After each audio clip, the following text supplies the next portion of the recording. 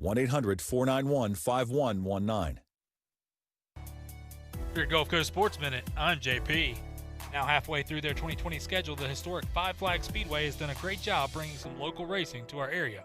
Well, that continues again on Friday night as it's $5 admission night and, more importantly, Demolition Derby night. Along with the Derby, the Outlaws return as well as the Truck Series and Pure Stock, so come on out to the Speedway on Friday for a great night of racing. In our recruiting spotlight this week, Ryan Worley for the West Florida Jags. We all know the Panhandle is by far the least recruited area of the state, and that's why it's important to watch a lineman like Ryan. Very athletic, whistle-to-whistle kind of player who is so much fun to watch on running plays. It's not unusual to find him 30 yards up the field chasing plays, which is something that college coaches just love to see. He is a solid pass blocker with great feet, strength, and knowledge of playing the position. This is someone who will definitely be getting some major attention before the year's up. And you know Coach Summerford and the Jags have no shortage of talent, so you are not going to want to miss these guys on Friday night. That's your Gulf Coast Sports Minute. I'm JP. The teams, the games, the fans, the local talk. This is ESPN Pensacola 1330 AM, 99.1 FM. When I began having trouble reading my book and threading a sewing needle, I got very scared. I didn't understand why my vision was getting so bad. But I went to the doctor right away and he diagnosed me with AMD, or age-related macular degeneration. He said AMD is the leading cause of blindness in people over 60. More than 10 million people have the condition. Luckily, the doctor was able to treat the AMD and my vision is improving. The Foundation Fighting Blindness has made great strides in treating and preventing AMD and other sight-robbing diseases affecting Americans of all ages. If you have changes in your vision, see your ophthalmologist right away and call the Foundation Fighting Blindness today at 1-800-BLINDNESS for a free packet on preventing and managing AMD. Grandma, look what I drew. That is so beautiful, honey. I can see you spend a lot of time on this picture. Now I can enjoy cooking meals and seeing the faces of my grandchildren. Call the Foundation Fighting Blindness today at 1-800-BLINDNESS for helpful information on AMD. That's 1-800-BLINDNESS. This Thursday at 5:30, tune into the Sports Drive with me, Chad Brillante, when we tee it up with PGA and head pro at Osceola Golf Course, Adrian Stills, for his inside scoop on local golf events and some entertaining stories around the links. Adrian has represented Pensacola at the highest levels of the PGA Tour and is proud to call Pensacola his home. And now he's giving you the inside scoop Thursday at 5:30, right here on the Sports Drive on ESPN Pensacola, 1330 AM, 99.1 FM. For your ridiculous facts, I'm JP. Hall of Fame pitcher Nolan Ryan has one grossly dedicated fan out there. According to ESPN, at one point, a jockstrap he wore while pitching his seventh no-hitter sold for an unbelievable $25,000. Some things are better left unsaid. And 49ers legend Steve Young is great-great-great-grandson of Brigham Young of the Church of Jesus Christ of Latter-day Saints, for whom BYU is named after. That's your ridiculous facts. I'm JP. JP here. Everyone here at ESPN Pensacola wants to send a shout out to our first responders and healthcare workers at this time. We know it's tough, but we appreciate the work you put day in and day out. We also want to thank our essential workers out there for helping all of us continue to live our lives as normal as possible in this time. For our community, keep rocking it. We are going to get through this. Remember, we were named the #1 strong town in America. That wasn't by accident. We have seen so many people step up and do their part, and we thank all those people for their efforts. We will be stronger for this, and together, we will beat COVID-19. This is ESPN Pensacola 1330 AM and 99.1 FM, the only local station that talks sports 24 hours a day, 7 days a week. From Gullick and Wingo to the Sports Drive with Chad Brillante. Plus talk football with Coach K at noon, sports call every Saturday. If you'd like to partner with us as an advertiser or a promotional partner, just give us a call at 262-6000. You're listening to ESPN Pensacola 1330 AM, 99.1 FM. All sports, all the time. WEVY, Milton, Pensacola. The following has been produced by Talk Football LLC. Former Florida Gators quarterback, NFL quarterback, and NFL head coach. Coach K. Stevenson has a resume second to none, and now he's sharing his insider information with you. Talk Football with Coach K starts right now on ESPN Pensacola.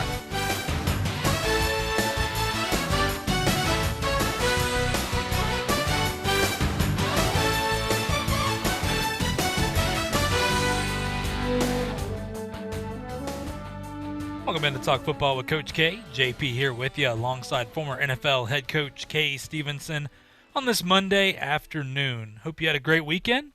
Hope you're staying safe, doing well, practicing social distancing, washing your hands, throwing on a mask when you can. I'm trying to throw anything out there, just throwing out some facts for you. Just if you can do it, obviously it helps to a degree. Not trying to get in any political statement in any of this, but look, we have plenty to talk about today. Obviously, if you've been listening to us or been listening to ESPN Pensacola here, you've heard some of the things that have been happening. I'm sure your phone's been going off. So, yeah, if you're listening to this, you're obviously a sports fan and a football fan. So we appreciate you joining us. Look, before we get to all this, we want to thank our first responders and healthcare workers. With everything, it'd be easy to go ahead and pass on and get to the news we got, but we need to give these folks a thanks because our first responders and healthcare workers have been busting it during this COVID-19. They bust it each and every day. I want to make that very clear.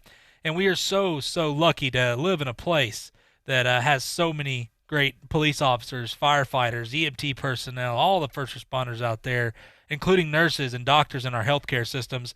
We have been rocking it. Those folks have been absolutely rocking it, and to hear the support they're getting from the community is just absolutely amazing. So I want to thank those folks out there. I know a few of them are listening today as well. Thank you so much, and hopefully we can, bring you a little football news. And look, while we're on the subject of thanking some folks here, the grocery store employees, truck drivers, all the essential workers out there, thank you guys so much. And remember, folks, with that being said, if you're going to a grocery store or any kind of business, you got to throw on a mask, do it. Understand that these folks, when they make you follow these protocols, they don't want to do them either. Understand that. They would like for things to be as normal as possible as well, but they're doing it to protect everybody. And look, in our area, we've gotten better. Things are getting better. We are going to get through this. I can't say the same. I know we're going to get through this as a country. We're going to get through this and bringing back our sports and things like this. But it starts with us. That's what we can control, and that's what we're going to do. So, look, we have a ton to talk about. Like I said today, we have a shortage of time here. We're going to have a special guest join us. But first and foremost here, Coach, how are you doing today, my friend? Doing well, JP. And, you're right. There's a lot breaking, and we've got the ideal guy on to chat about it here shortly. But I repeat, I join you in thanking those that you thank each day. I want to make sure that we both express our thanks. And also to our sponsors. That's the job they do in keeping us on the air and in front of you. We appreciate that. And if anybody has any additional thought as to what we're talking about today, any comments, give us a call. We'd love to hear from you. Absolutely. Call or text us right there. Look, here's the thing. There's a lot going on. We know that everybody has their own opinions on things, and we welcome all opinions. I want to make that very clear. You don't have to agree with us. That's okay. But we're going to do this in a respectful manner. We're going to respect everybody on this, and we expect the same, obviously. But 850-623-1330 is the number. That is 850-623-1330. Call or text. Some people, hey, you don't want to come on the air? That's okay. You can text us as well. Do questions or comments or whatever's going on right there. We'd love to hear from you. We appreciate you listening in right now. And, look, I'm going to jump into this, Coach. Look, like you said, we have Bill Carr is going to join us. He's a college sports consultant. He is right in the middle of all this, so it's going to be great insight from him to see what he's hearing and what's been going on. So we'll get to that at 12:15 right there in a few minutes. Obviously, Coach, the news that is breaking right now is the Big Ten has canceled their season. Whether it's canceled or postponed, we'll find out. There has been no move yet to say that they are going to move it to the spring. And that's what we feel right now. But obviously they voted 12-2 is what we're hearing now. The presidents voted 12-2 Sunday to end the fall sports in the conference. Look, only Nebraska and Iowa voted to play. That was what Dan Patrick said on his show this morning. No full sources coming through yet. I mean, this is what they're hearing. So, we'll wait for the official announcement, which is technically supposed to come, I believe, tomorrow. It could, with everything breaking right now, could very well come anytime now. So we'll see. This move comes 2 days after the MAC conference, the Mid-American Conference, became the first in the FBS to cancel its season. And, Coach, this goes to a lot of what you've said as well. I know we'll get to the other conferences here soon, as it seems the Pac-12 is going to be joining them as well any time now, as both of them are technically supposed to make their comments on Tuesday, but we'll see. But, Coach, the Mid-American Conference falling apart, that was no surprise here. This is what we talked about. The group of 5, it's going to be tough. Not everybody's going to be able to do it. The MAC conference, of course, talking about moving to the spring there. Coach, with the Big Ten and obviously, the Pac-12 here, I asked you this question before off air, but, me and you were talking before the show. With one conference dropping, I know you had talked about the possibility of obviously the Pac-12 not playing, but with 2 conferences dropping, do you believe that if the ACC, the Big 12, and the SEC can play, that they will find a way to play? I do. I'm not surprised at the Pac-12 out there, but a little surprised at the Big Ten, but not totally.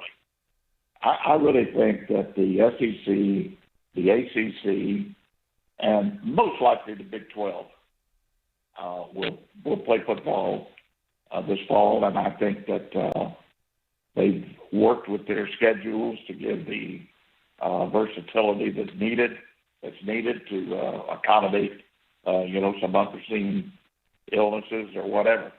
But I do think that those conferences will play. Now, I may be wrong, but I felt all along that the big guys would play, and the mid-sized, smaller schools were going to have trouble playing. I'm concerned for West Florida.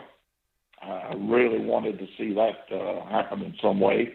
Somehow we're going to be talking again to them on Wednesday, to Coach Shennick on Wednesday, and he'll have the final word for us. But anyway, to answer your question, I think those 3 will play, and they'll find a way to do it right. And listen, how many of the kids, if you listen to the players right now, how many of them have told the truth and said, I'm much safer under the supervision and the shelter of a disciplined college program where I'm going to be safer from the virus than I would be at home. Plus, I have the immediate medical assistance needed should something happen. These kids want to play, and they know that they're going to be, which we've said all along, they're safer there than they would be at home. Yeah, you're absolutely right, Coach. And what Coach is talking about, if you didn't know, obviously some big-name college football players from all the conferences, by the way, held like a video call to further unite. And obviously, if you're savvy on social media, whether it be Twitter or whatever it may be, these guys are tweeting hashtag We Want to Play.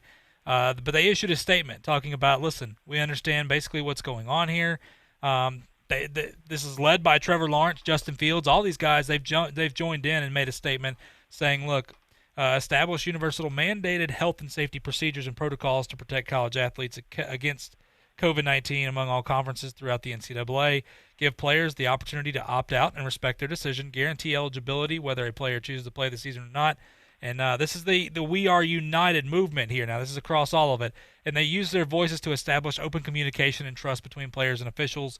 And they want to create a college football players association. And that's something right now that a lot of people are like, well, if they had one, this may not be the move they make. Who knows? Not sure. But remember this with everything going on right now. Obviously, the Pac-12, the players want to be paid. The Big Ten is starting to move that way. Obviously, it's only a matter of time probably before other people do the same. But with these guys coming out and saying this, everything is kind of put aside right now as they want to play. And it's, Coach, what you talked about right there, the numbers, and these guys understanding they're protected. Look, Lorenzo Lingard coming out and saying, I can't go home. He's got a family member that's high risk, and he says, I'm safer where I'm at now. We're seeing all these other players say this exact same thing. Ohio State players made the comment, I believe it was Friday afternoon, that with this united movement that you saw like over there in the Pac-12, well, the Big Ten version of it, Ohio State said, no thanks, that does not represent us. What our university's been doing has been exactly the way it should be, so we're happy here. So it's interesting. But when you look at these numbers, I want to make this clear. A statement from the University of Michigan head football coach Jim Harbaugh, he posted this a little bit earlier on Twitter, and he said, I'd like to address the rumors that are swirling today. I'm not advocating for football this fall because of my passion or our players' desire to play, but because of the facts accumulated over the last 8 weeks since our players returned to campus on June 13th. I am advocating on August 10th that this virus can be controlled and handled because of these facts. Goes on to say the Michigan football program had 11 positive tests out of 893 administered, including 3 upon initial return to campus. We had 2 positive tests out of the last 417 administered, and we had 0 positive tests out of the last 353 administered. There had been 0 positive tests among the coaches or staff over the entire 8 weeks of testing. There's been no contract tracing to our fields, weight room, locker room, or facility. We have had 0 pauses in our training. We have complied with all CDC guidelines and self-implemented stricter standards for contract tracing and quarantining to prevent the spread. Goes on and he says, listen, this isn't easy. This is hard, obviously. It's proven that the conduct, discipline, and structure within our program have led to these stellar results. We respect the challenge that the virus has presented. However, we will not cower from it. And he goes on to talk about, Coach, I could read the entire thing, but we've developed a great prototype for how we can make this work and provide the opportunity for players to play. So, Coach, you hear things like this, and then I do want to throw this over real quick. The MLB and the MLB Players Association announced their new COVID-19 results. Now, this was Friday. So out of 13,000 tests that they have administered, 13 of those 13,000, which is, by the way, 0.1%, that's 0.1, have been new positives. 7 positives were players, 6 were staff members. 4 of the last 7 days had no new positives. And when you look at it, over 53,000 tests, 71 tested positive, which again is 0.1. So when you look at this is I bring this up because, Coach, this is 30 teams that are traveling around. Now we saw obviously with the Marlins and the Cardinals what's going on, but these are teams that are getting on planes and traveling to different cities, and 0.1 is the percent there. And once again, these players understand the risks and they're completely okay with it. So, Coach, I mean, the numbers are the numbers. But it goes back to what you were saying, and you've been saying this from the beginning here. This is just a safer environment for the majority of these players, and that's what these players are trying to plead right now. Yeah, and keep in mind, now baseball is not a good measurement for college football or especially the NFL. Baseball teams travel extensively, sometimes 3-4 times a week. Now with a shortened schedule, they may be in 3 different cities in a week. That's a lot of travel on planes, in and out of airports, different hotels, different food accommodations, and so on. A lot of what the NFL and college football, what they've done is create for lack of a better term, a mini bubble on campus or within their organization there, and they have certain protocol in place, and like you saw the baseball team that had one of their better pictures, and the guy broke the rules and left to go to a restaurant with friends to eat, and when he got back there immediately sent him off.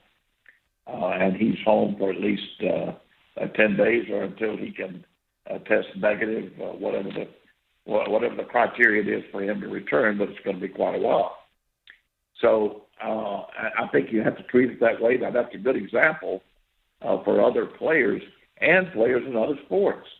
You got the same situation with NFL players. When you do go somewhere to play, it's not going to be like they're used to doing in the past, where they just meet old buddies and go out to eat and have fun, and so that's not going to be the case.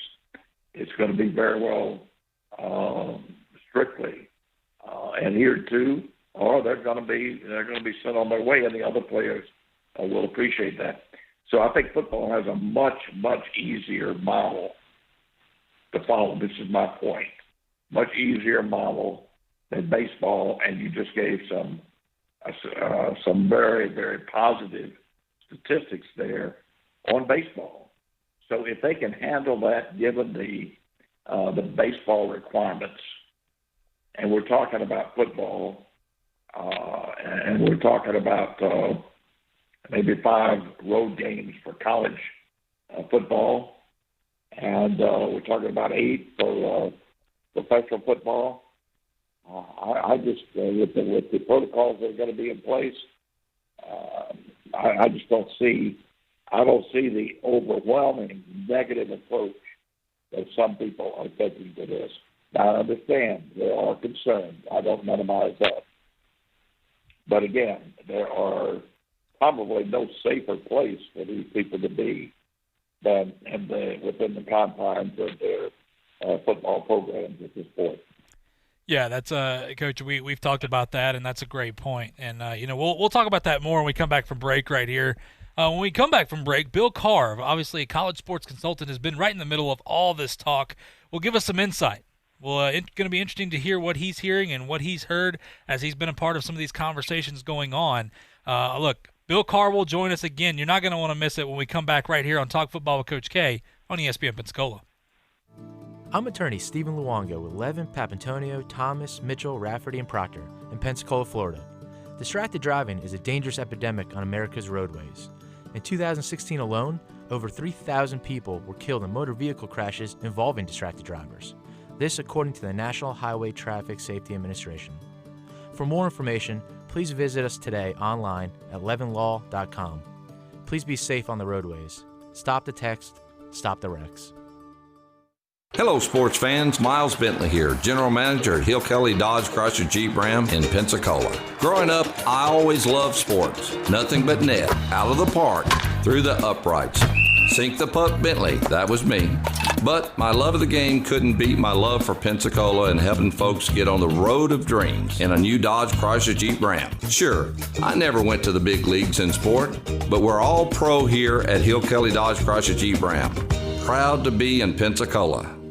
There's only one place in town for the lowest prices and greatest selection of firearms. Pensacola Indoor Shooting Range. Visit our fully stocked Gun Pro Shop for new and used firearms, accessories, and ammunition. Check out the Indoor Shooting Range. We offer rentals on guns, including fully automatic machine guns and silencers. Ladies, this is the safe place to learn how to use a gun. Plus, Tuesday is Ladies' Day. Women shoot for half price all day. The best place to buy firearms in Pensacola. Pensacola Indoor Shooting Range. Highway 29 in Car City.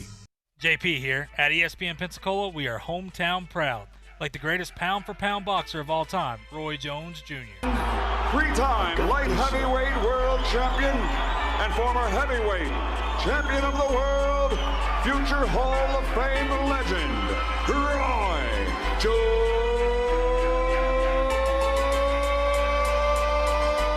Jr. What up? This is your boy Roy Jones Jr. and you're listening to ESPN Pensacola. You can watch Coach K talk football live right now on our YouTube channel at ESPN Pensacola 1330.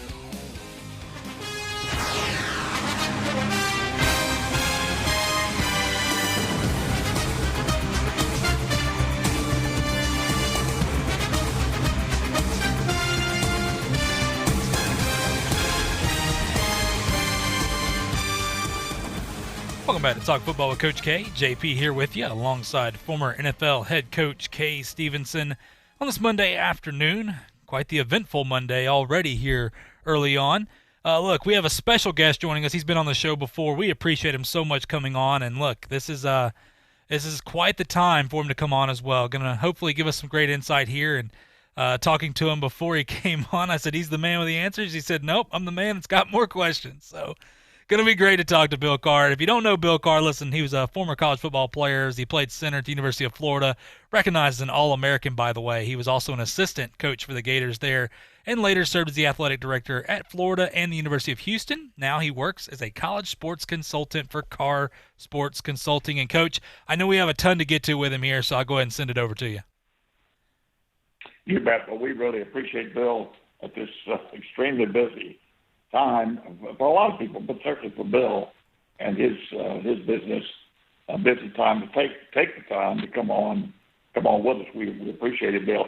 Also, we didn't say Bill and I were teammates at Pensacola High School a number of years ago out in Florida, but we go back quite a ways, and we're all proud of what Bill has accomplished in the world of college football, college athletics, really.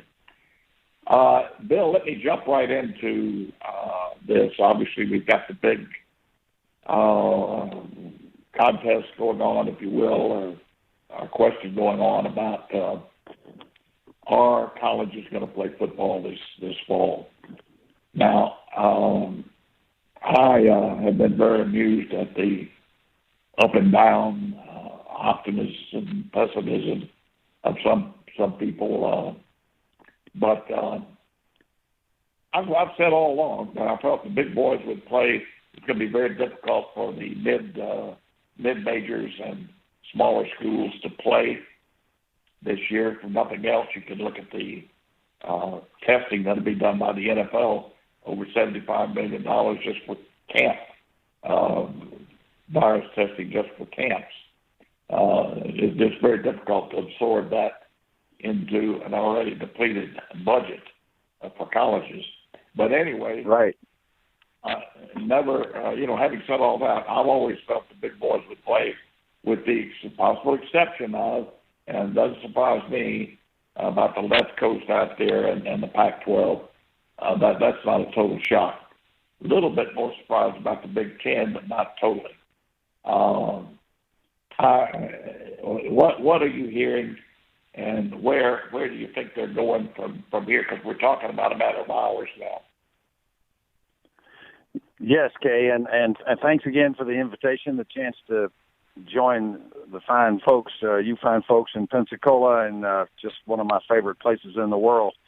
Wonderful people, wonderful beach. I can't get over it. I say that every time I come on your show because I'm thinking about the Sugar Bowl and all that good stuff out there on the beach and all the great memories we have there. But the issue of college football, what an unprecedented period we're experiencing in the entire world, of course, but in the world of college football, it's particularly problematic because we cherish the experience of being able to watch our favorite team play, and of course those coaches and those players, they cherish the opportunity to get out there and display their skills and build for their futures, both as players, hoping to go to the NFL, hoping to maximize their achievements even if they don't go to the NFL, just to do the best with the skills they have and the effort they put in over their entire career to get to the level where they are now.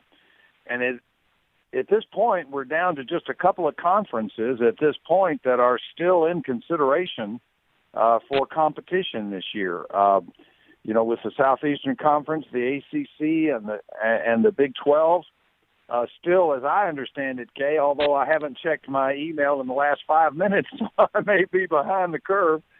Although I am looking at my email here that shows the 2020 Florida football schedule as revised by the SEC right now. And we just have to stay tuned for a very flexible circumstance because no one wants to have a season when they don't compete. No one wants to have that occur. But the reality is the question of can it be done with sufficient safeguards for the student athletes and for the coaches and all the staff people that are there. And that's the variable that we just have to allow play itself out because at the end of the day, the ultimate decisions are made by the virus that we're fighting as a world, literally, and the toll it's taking upon our health and safety of our nation, our world, and also on our economies is extraordinary.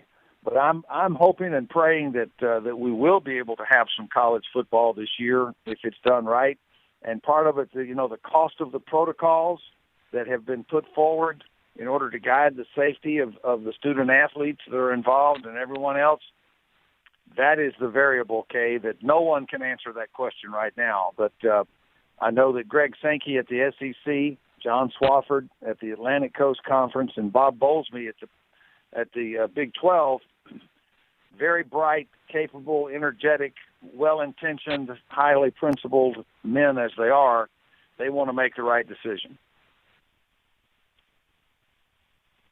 Well, I couldn't agree with you more. Bill, but I'm going to stand on I think that these kids, and many of them have voiced wisdom beyond their years. So many of these players have said, I am safer under the organized, disciplined college program and through their facilities and immediate medical care, I'm a lot safer here at college than I am at home. They know that these 17, 18, 19-year-old kids, they get home, there's going to be no quarantine. There's going to be no staying in the house. They're going to be out with their buddies, and they stand a much better chance of getting it.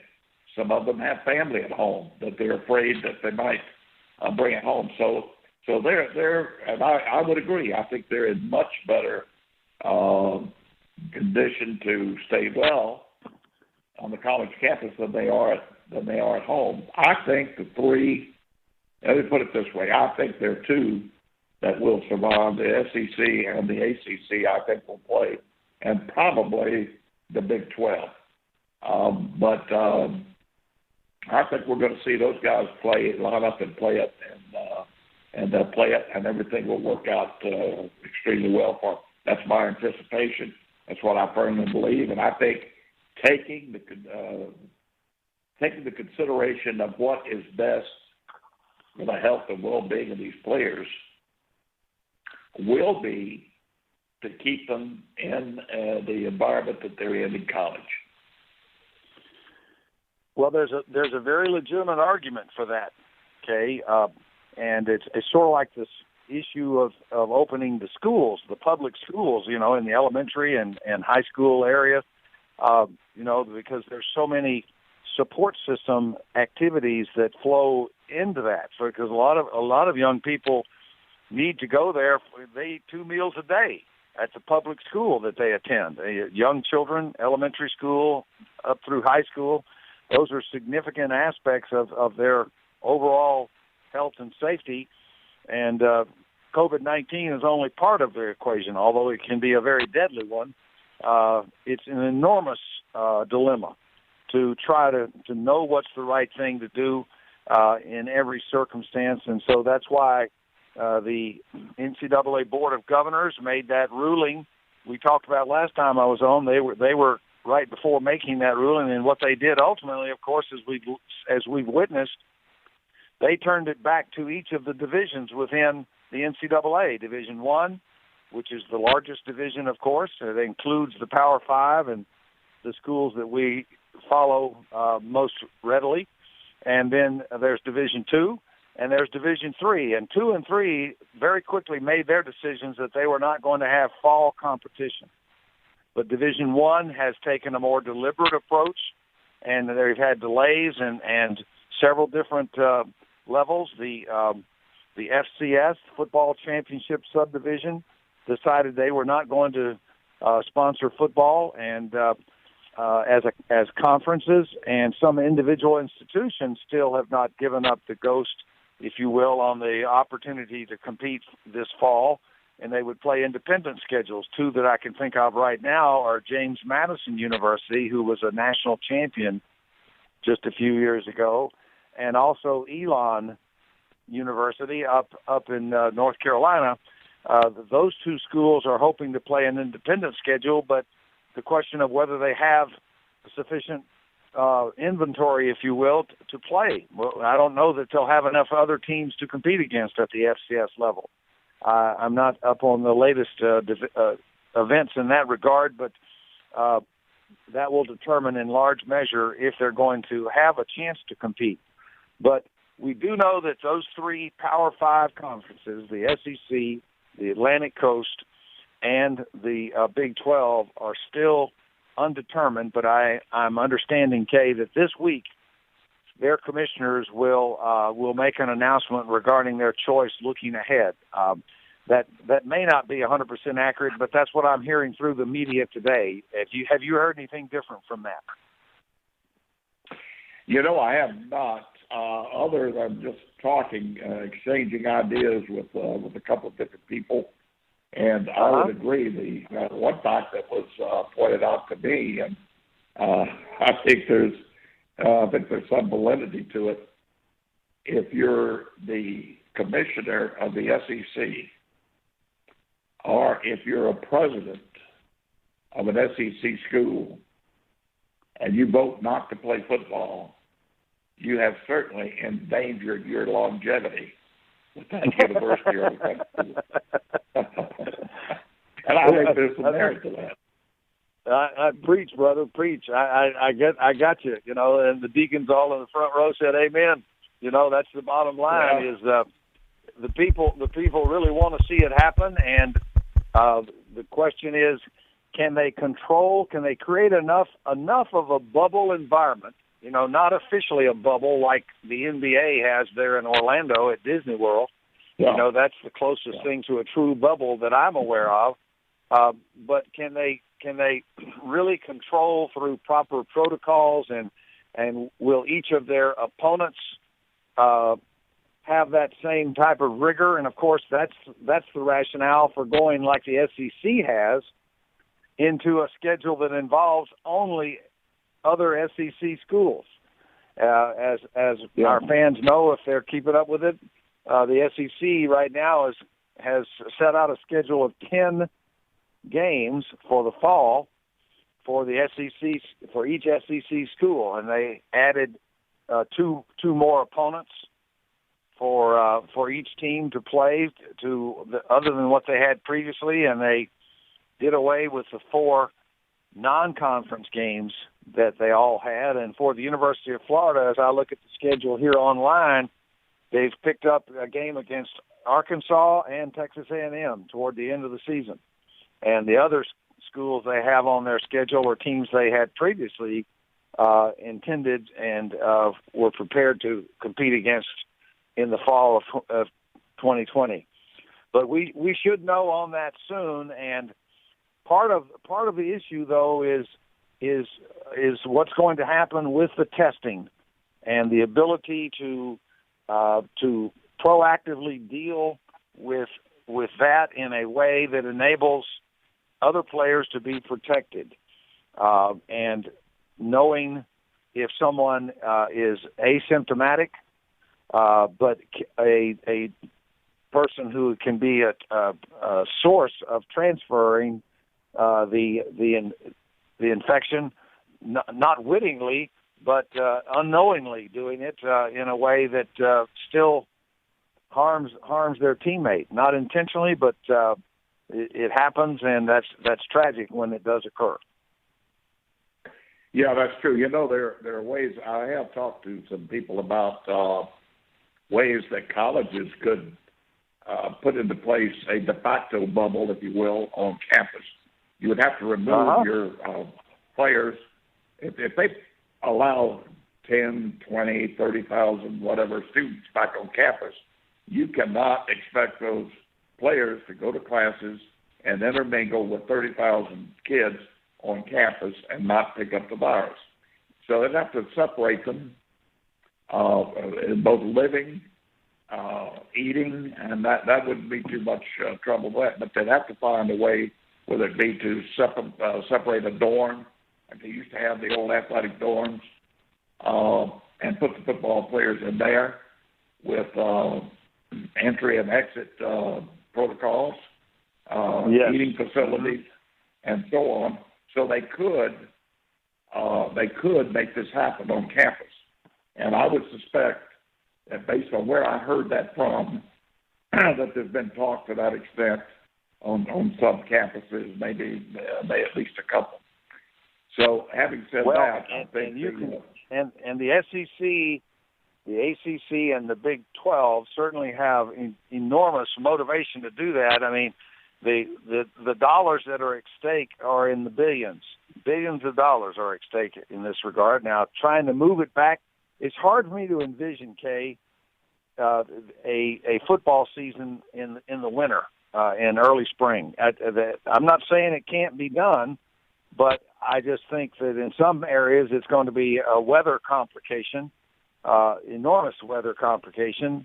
Not so much in the southeast, but in some areas more than others. I mean, up there in Kentucky, I know when Florida had to play Kentucky 100 years ago when I was there, we had to go up to Kentucky every other November, I should say, and I always felt like there was 3 points on the board when we started the game because Kentucky had the advantage from a weather standpoint. And one of the things Kentucky would do was they would give up the side of the stadium that was in the shade, and they would put Florida, the visiting team, on the home team side of the field, so they were in the shade and therefore colder, and didn't have the benefit of the sunshine. Kentucky in that November weather, mid to late November, they were over there in the sun, and Florida was in the shade, so it made us colder. I always thought that was a inhospitable gesture by the Wildcats, but it was with a purpose in mind, right? Absolutely, kind of like the LSU deal with the Tigers. But anyway, if they can provide for this bubble, there's no doubt in my mind that they're safer in that environment than they would be at home, number one. The other thing that I would ask you, I think one observation is this has certainly, it was going to happen anyway, but this has certainly led to the downfall of the NCAA as we know it. The Power Five after this certainly would give them the impetus just to go ahead and break away from the NCAA, which I think they were going to do anyway. And the other thing, what do you think about the possibility, let's say the SEC decides to play,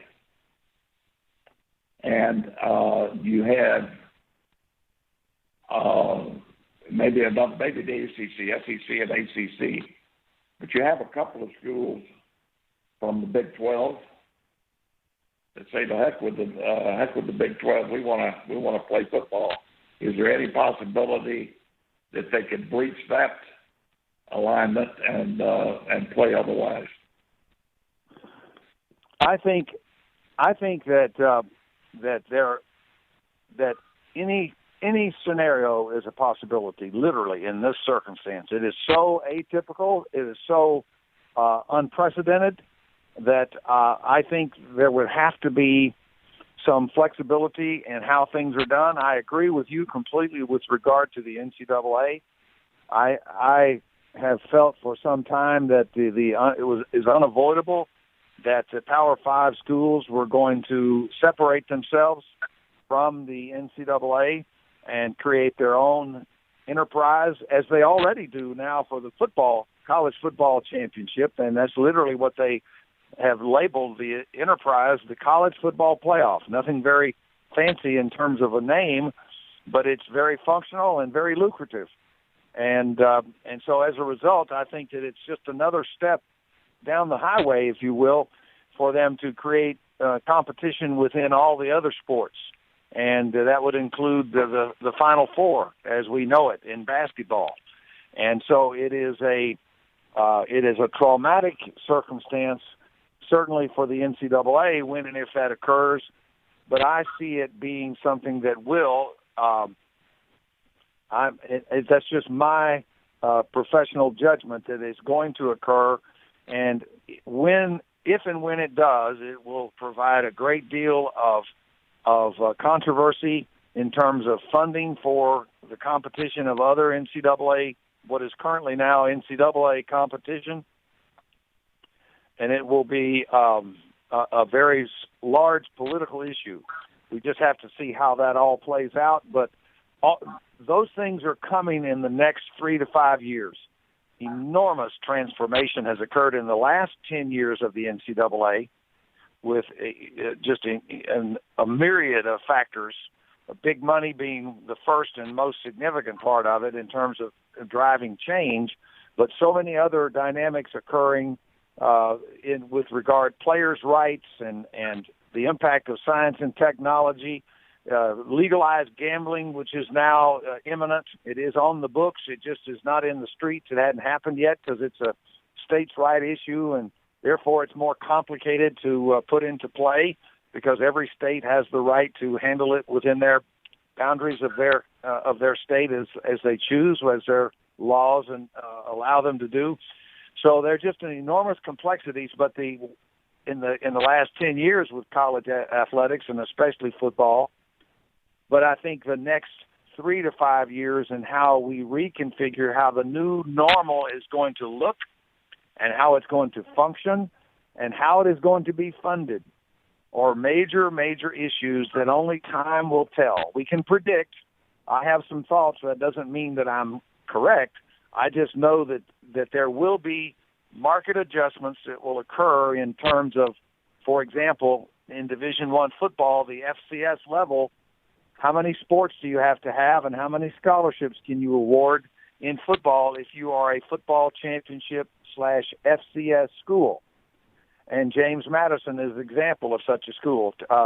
Florida A&M is an example of such a school. Those are FCS programs. But the FBS, which are the group of 5 schools, and such as South Florida and Central Florida, those are FBS group of 5 schools. And then the schools that are in the Power 5, like the SEC, the Atlantic Coast, et cetera, they're going to, in my judgment, separate, Kay, and those things will occur over the next several years, and we'll have to stay tuned to see how that exactly manifests itself. You bet. Well, listen, Bill, I've taken too much of your time already. I can't tell you how much we appreciate you coming on, and if you get any last-minute word here, give us a call or a shout. Let us know something's going to happen. I certainly will, Kay. Thank you again for your invitation. Thank you. That's Bill Carr right there joining us. We appreciate him coming on, and a lot of great insight that he just gave us right there. I mean, this is a man that is a college sports consultant. He's been in on these conversations, and I tell you what, he speaks some truth there, and it's going to be interesting. Look, we got to go to a quick break. We're behind a little bit right here, but I tell you what, well worth it with that interview right there. Thanking Bill Carr for coming on. Real quick, though, before we go to break, Bill Rabinowitz, of course, he is a beat writer for Ohio State football for the Dispatch, has tweeted this about 20 minutes ago, saying a Big Ten spokesman has confirmed that no vote regarding the cancellation of the 2020 season has been held yet. So we'll talk about that when we come back. That makes things even more interesting with everything going on. And tell you what, whether that's true or not true, either way, it wouldn't surprise me. But we'll talk about all that and more coming back right here on Talk Football with Coach K on ESPN Pensacola. I'm attorney Stephen Luongo with Levin, Papantonio, Thomas, Mitchell, Rafferty, and Proctor in Pensacola, Florida. Distracted driving is a dangerous epidemic on America's roadways. In 2016 alone, over 3,000 people were killed in motor vehicle crashes involving distracted drivers. This according to the National Highway Traffic Safety Administration. For more information, please visit us today online at levinlaw.com. Please be safe on the roadways. Stop the text, stop the wrecks. Sometimes your bank, your family, and your friends love you, but they don't have the money to help you. Sometimes we have chances to make money, but the old saying, you've got to have money to make money, rings true. At Pensacola Specialty Pond, we can help. If you have trucks, heavy equipment, airplanes, boats, jet skis, anything with value, Pensacola Specialty Pond can loan you that short-term money you need. No credit checks, and at Pensacola Specialty Pond, you're going to find the money and the discretion you need. Now at 6428 Pensacola Boulevard, north of Car City. Call 432-9050, 432-9050. There are kids in this country who didn't have a parent at their baseball games or recitals because their parents were serving in faraway places. But now they're coming home, and Wounded Warrior Project assists them through the Warriors to Work program. My mom used to be a tank programmer. Now she works with computers. I'm really glad she's home because I can't eat my dad's marshmallow macaroni anymore. To support the Warriors to Work program, contact Wounded Warrior Project at findwwp.org. Welcome home the brave. Hear ye, hear ye. I bringeth thee a message from... a message from the king and his new trumpeter, Stephen. The king wishes me to convey his favor to thine team and thine tailgate. Not yet. He invites thee to let the Bud Light flow forth. And he also wishes me to tell thee that he toasts thee. Waiteth until the end, Stephen! With game day's favorite light lager and the slogan of his kingdom... Oh, dilly dilly. Enjoy responsibly. Bud Light Beer, AB, St. Louis, Missouri. This is Davis Allen from Sports Call with Davis and Justin, and you're listening to Talk Football with Coach K on ESPN Pensacola, 1330 AM, 99.1 FM.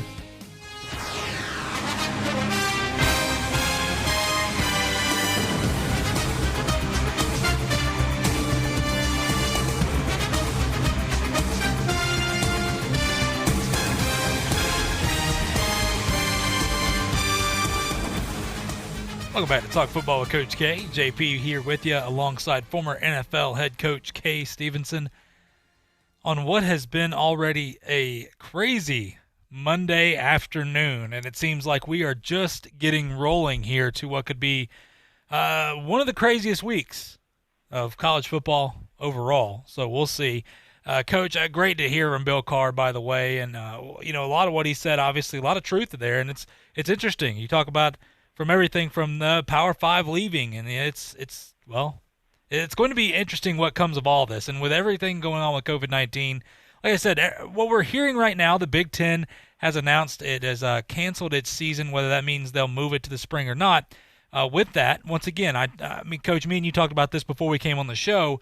The sources didn't want to release who they were because they said they couldn't yet, which sometimes, obviously, when everything, look, this is in media, you want to be the first one to break it, which here's the problem I have with this.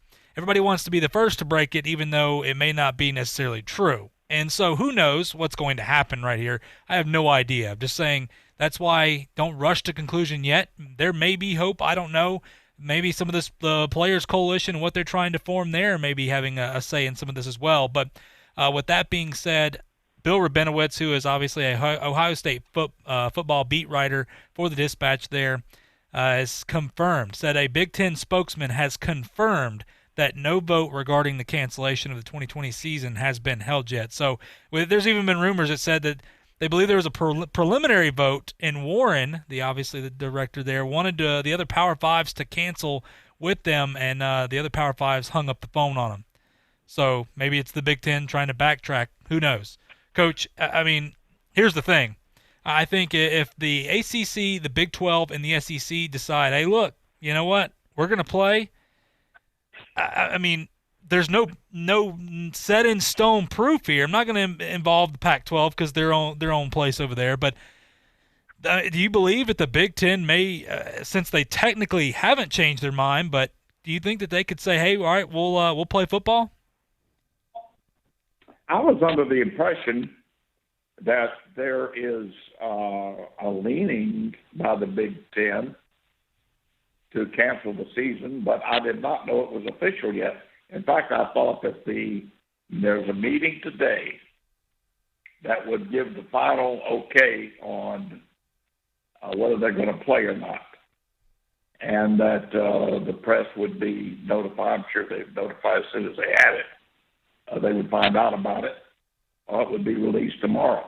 So I'm not, according to my information, it's not been official yet for the vote. So, but let's take a step forward and say that it has, and that they're not planning on playing. I still think what we just talked about, just got through talking about, that the SEC and ACC will play, and most likely the Big 12 will play as well. Now that's my opinion, and I think if they do, they obviously completely take over college football, and there'll be an awful lot of agreement in all parts of the country on that. Should they opt out not to play, and then nothing really of any serious nature happen during the football season, they get through it and have a college football season. There's going to be an awful lot of whining and crying in those Pac-12 and Big Ten schools. Yeah, Coach, I agree with you. And this movement that we're seeing with these players wanting to play, of course, President Trump just tweeted, these guys have put in too much work to cancel the season here. I know that'll obviously draw a lot of negative attention towards him. I'm not going to get involved. I think it's a good move, though. And remember, these are some of these guys right now that want to get paid, but right now I think they realize, look, they just want to play. And, that's not – the guys that want to get paid, let's make this clear. Obviously, everybody would like to get paid, but it's not everything to a lot of these players. The majority of these guys, they understand when you went to college what it was for. Obviously, things probably will change here soon enough, but nonetheless, it's interesting. And with Harbaugh saying what he said, the movement that's going on with the players, and then look, Ohio State. And remember, I bring up Ohio State because it's a prominent university, especially when you're talking about college football, obviously, but just overall. Ohio State's official football account on Twitter is retweeting all their players that are talking about playing and want to play, even though the Big Ten reportedly, it goes back to what you talked about, but reportedly canceled their football today. We'll see what happens with that. But you've got all these Ohio State players that are getting retweeted, and Master Teague, one of their big running backs there coming back, said if people went through the hours and hours of physical, mental, and consistent hard work that us athletes go through, you'd want to have a season as well.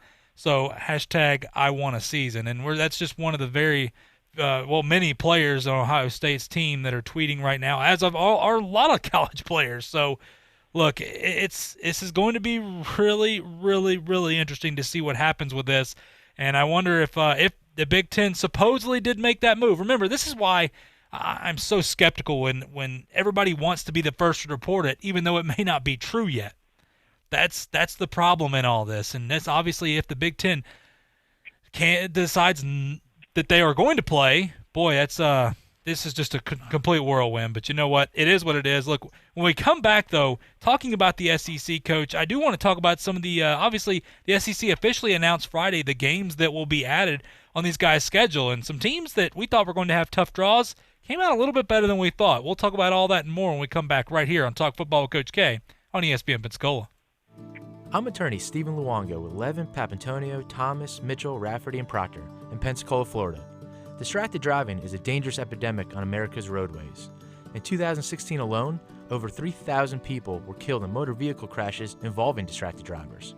This according to the National Highway Traffic Safety Administration.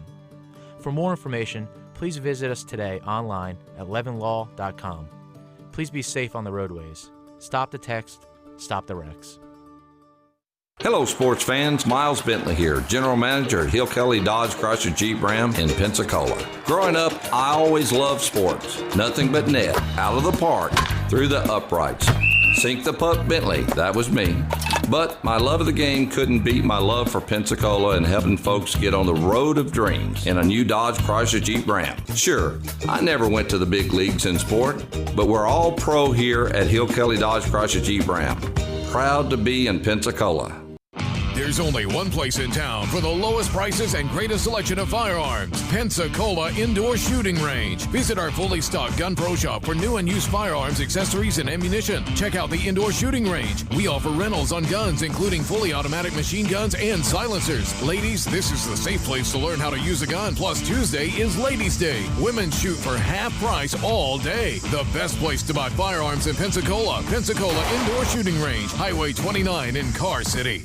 Looking for future leaders we can believe in? Look no further than the high school student athletes right here in Florida. High school sports teach young people how to be effective leaders. It includes learning to listen, accepting responsibility, being a good role model, and it's about respect. The result, it transcends sports. It gives us hope for the future. This message presented by the Florida High School Athletic Association and the Florida Interscholastic Athletic Administrators Association. The teams, the games, the fans, the local talk. This is ESPN Pensacola 1330 AM, 99.1 FM.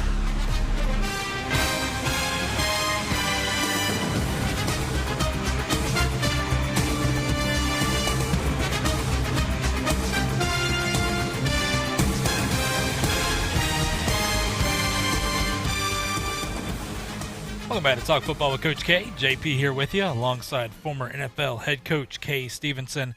Well, it's Monday afternoon. Like I said, quite the eventful Monday afternoon, and we may be just getting started, so we'll see. With everything we've been talking about, obviously we can get into this, and we'll probably be talking about this for quite some time now, whether good or bad here, Coach. The SEC did on Friday afternoon release the list of the 2 additional games. At 5 o'clock p.m., they released the list here. Now, we had speculation on who may play who here, according to Feinbaum and some sources he had. But with that being said, Coach, Alabama, Crimson Tide here, the games they are adding, they got quite a good draw there. They play Kentucky at home and Missouri on the road. That will be their 2 games. Some of our other local teams, Auburn will get Tennessee at home and South Carolina on the road. Florida gets a much better draw than we had originally saw, Coach. They get Arkansas at home and Texas A&M on the road. Georgia gets Mississippi State and Arkansas right there. LSU, Missouri at home, Vanderbilt on the road, And, of course, Ole Miss gets South Carolina and Kentucky. Mississippi State gets Vanderbilt and Georgia. Tennessee gets Texas A&M and Auburn. That's a tough draw right there. And Texas A&M gets Florida and Tennessee. So, Coach, when you look at this, it's I tell you, for Florida fans out there, you got to love this because originally, remember, we were talking about adding Alabama to that schedule, and now you basically swap Alabama for Arkansas. So Arkansas and Texas A&M, we're talking about, we're predicting that we're going on with the season as usual. That's what we're going to do right now. But, Coach, when you look at that for Florida overall, this is a pretty good draw because, yes, Texas A&M will be tough, but when you're talking about adding Alabama and Texas A&M to that's just that's tough. There's no question about it. This is a much better draw for Florida than was Alabama and Texas A&M, which we thought was going to be the draw earlier on. So it's a much better situation for them. Still think they're in position to take over the East. Yeah, absolutely. And for Georgia got a pretty good draw, Mississippi State and Arkansas. So some people have all the luck there. But nonetheless, interesting enough, Coach, when you look at, there's some intriguing games here. Auburn and Tennessee is an intriguing game to me. LSU, LSU got a pretty good draw with Missouri and Vanderbilt. But, Coach, when you look at this, Mississippi State gets Georgia, and there's actually some intrigue here just because of what's going on in Georgia. When you look at Mississippi State, this is a team that's a hot commodity right now that a lot of people aren't talking about. But when you go deep in the weeds there, a lot of these message boards, these people are saying you better look out for them. Coach, when you look at Mississippi State, this is a team right here that if you look at them, the Georgia game, and Georgia, it's on the road, obviously. Probably we're not sure what the fan situation is going to be. Well, let's say there's no fans there. Coach, is this Mississippi State team a team you believe that can take down a team like the Georgia Bulldogs? I've said all along, I think Mississippi State's going to be extremely scary for any team they play. And when you can throw the football around like they're going to be able to do, I am sure it's going to make for a very, very tough game time arrangement for any football team to have to get ready in a week's time to play that offense. It's difficult at best. Yeah, that's for sure. And, Coach, I know we got about a minute left here. Going back to, obviously, what Bill Carr was talking about with everything here, this is going to be interesting, Coach. And I know that, look, heck, in the next 5 minutes we could find out more.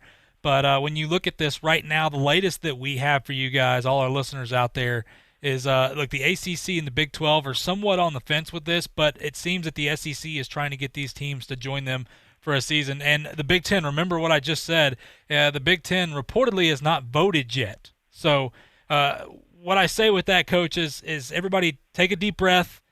Look, it's good we're getting some football news, maybe not what we want here, but don't react. Wait and find out the truth. And like you said before, you were under the assumption that what you had heard is they were going to meet today and then make the official announcement tomorrow. So, Coach, hopefully we get some good news. Regardless, hopefully we can get the ACC, Big 12, and SEC to play some football. But nonetheless, I think it's important to understand what's going on around football, Coach, because these players, the people said, you know what, let the players speak, and they're speaking, and they're saying they want to play football. They're saying they're safer, so we'll see what happens with it. But, Coach, look, I know we could talk for hours upon hours about this, but you know what? That sound means it's time for us to go. So, you know what? We're going to come back tomorrow, and obviously we'll probably have plenty more news. But, Coach, it's been an absolute pleasure. You bet. And by the way, the players have just voiced their opinion again very strongly. So let's see what happens. Absolutely, Coach. Appreciate it. And appreciate our listeners out there. Remember, look, like we said, we report this stuff as fast as we can to you guys. And obviously, hopefully we'll get some good news for college football moving forward here.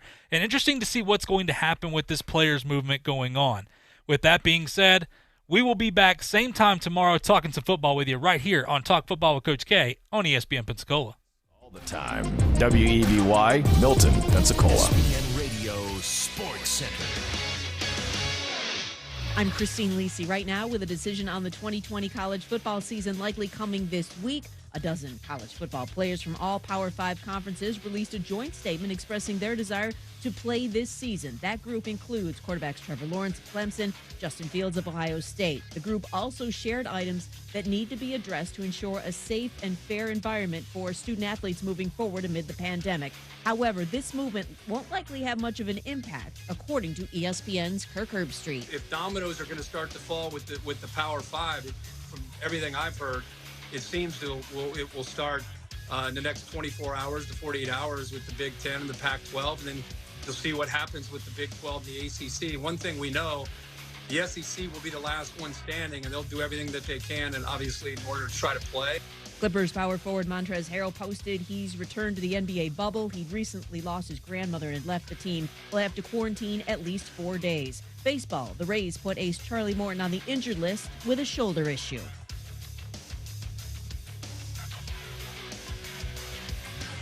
Keyshawn, J. Will, and Zubin. Mornings, coming August 17th to the all-new ESPN Radio. I'll set it up. Thank you. Yep.